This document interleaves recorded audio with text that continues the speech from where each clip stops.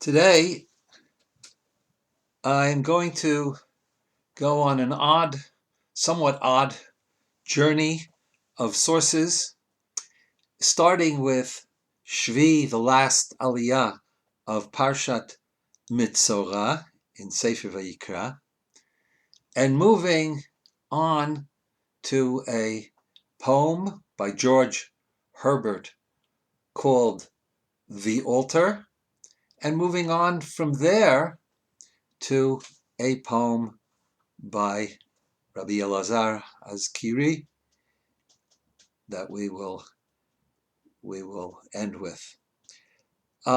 In the Aliyah, we are told that when a woman or becomes impure, tamei, and therefore she can't enter the mikdash, nobody who is tamei can enter the Mishkan, the Beit HaMikdash, so she has to bring certain karbanot. And in this context of the karbanot that she brings, the Torah tells us in a more general way, because there can be cases where men are going to have to also bring a karban based on certain factors, in this case exudations of the body, is the same as a woman. And the pasuk says, "V'hizartem et v'nei Yisrael mitumatam." Now, when I've tried this before with students, and I've asked them, what does "v'hizartem" mean? And they all say, and listen to the sound, "v'hizartem." It means to warn, like zihirut, careful, warning, hagvul lefanecha, the border is before you. Zihirut, be careful, right? But the word "v'hizartem" is not spelled with a hey, v'hizartem. There's a hey missing, okay? V'hizartem et b'nei Yisrael mitumatam, v'lo yamutu b'tumatam b'tamam et mishkan yasher b'tochem. And they should not die as a result of their tumah, their impurity, by making the Mishkan, as it were, impure. Okay. Now, there's a grammatical point here, and that is that made by Rashi. Rashi says, "V'hizartem ein nizira." Oh, the word hizartem is like nazir. There's the nun drop. The nun is no fail. A letter from the shoresh, the root of the word, drops. Ein Nazira, the meaning of these Nazira, a Nazir, is Prisha, one who distances himself, one who removes himself from certain things. And that is the V'hizartem et b'nei Yisrael mitumatam. You should keep them far away. They should be removed from away from their tumah. So we have the word Nazir as the meaning of this word in V'hizartem, in this pasuk. In fact, the Torah's Kohanim says V'hizartem melamed bitamam et mishkani melamed shafal pi shehem tmeim shchina beinehem. Even though they are tamei, okay, they might be tamei, but Shechina is still among them. So the Torah's Kohanim is using the word Nazir, okay, that the Torah's Kohanim is saying, wait a second, we're even though they are tamei, Shechina is still with them. But wait a second, Shechina is still with them, so that's like being in the Mishkan. So what is being said here now? So let's go to the Nazir, to the Nazirite. The Nazir, of course, is a person who recognizes the danger, if you will, of certain things, the danger of self-aggrandizement. My hair is beautiful. The Gemara in the Durham talks about a genuine Nazir who really was realized that he was beginning to live a narcissistic life, as Narcissus is gazing into the pool and seeing his reflection and saying, "Oh, how beautiful am I?" Gemara in the Durham has a similar thing, and he becomes a Nazir, a Nazir par excellence, and we stay far away, recognizing the dangers of alcohol, and like the Yerushalmi says, "Schor schor amrinim lemazira." We say a Nazir, go around, the Carmel Otikrov, don't even get near the vineyard. The Nazir is not allowed is not allowed to drink wine, but he could walk by a vineyard. No, better go away from it. Don't get near it, right? If you're trying to stay away from alcohol, don't walk into the pub, don't walk into the bar. Schor, right? And similarly, there might be halacha. There's a holy place, and you're tamei, so don't go in, don't go near, stay far away from the Mishkan, or stay far away from Tuma. Okay? So it's the Nazir who removes himself, who distances himself, that we're referring here. And that means, that distancing means the giving up of certain things, right? The sacrifice of certain things for some higher purpose. Now, of course, in that sense, there is a connection of distancing oneself and removing oneself and adding on things that I will not do, or cautions that I will take in order to avoid coming into the province of impurity. Why? Because there is a holy place that I don't want to desecrate. The English poet George Herbert, in The Temple, a work based on Psalms. I'm not going to go into the whole analysis of everything, and I am clearly pointing out here that this, of course, especially at the end, is a very clear Christological reference.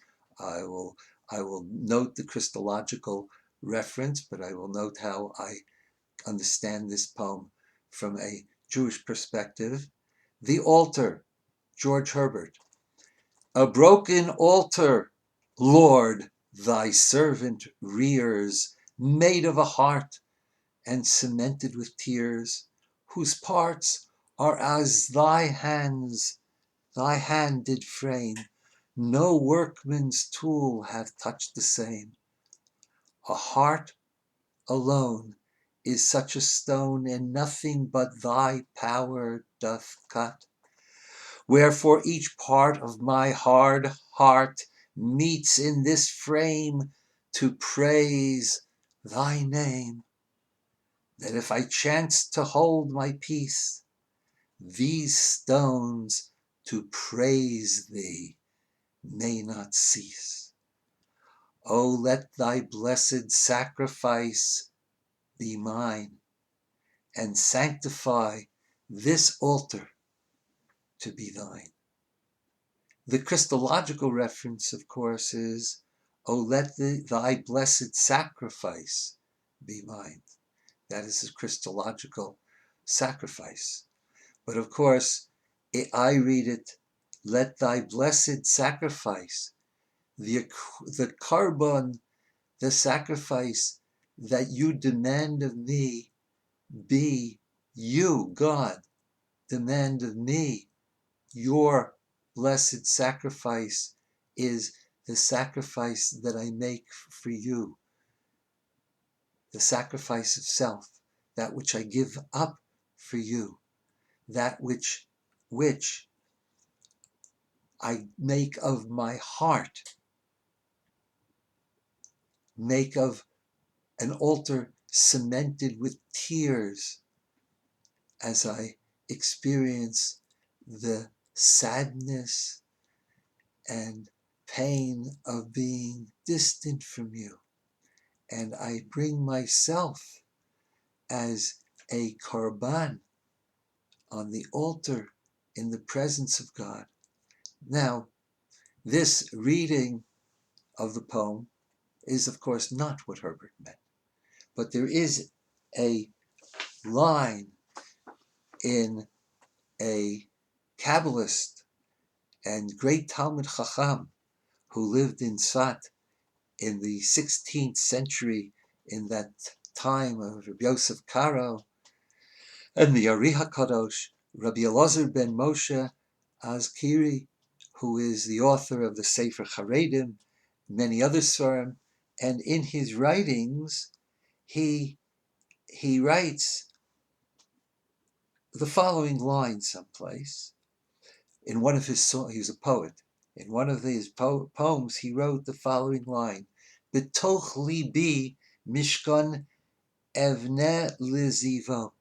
In my heart, I will build a tabernacle for God's splendor.